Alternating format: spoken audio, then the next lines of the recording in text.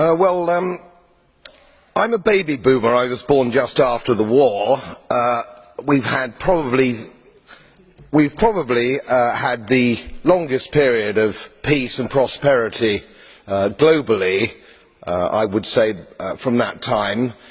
I've put a little bit of modest money away so I can hand something down to my family when I pass on, largely because I've never spent more money than I've earned, and I've been prudent, and I've worked moderately hard. Now, it always seems to me as a complete surprise to politicians how countries get in debt. Let me explain, because I don't think you really understand it. It's because politicians consistently spend more money than they raise in taxation, more money than they can possibly raise in taxation, most of which, in point of fact, they actually waste.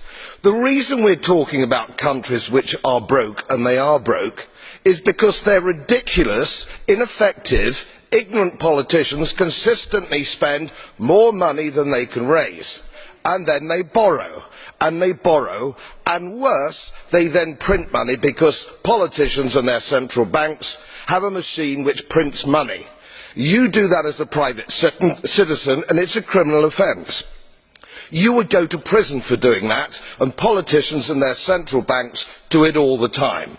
Let me explain to you that these countries are broke, and they're broke because of their own stupid leadership and politicians, and it's immoral to ask ordinary taxpayers of any country to pick up the tab for failed politicians and failed banks.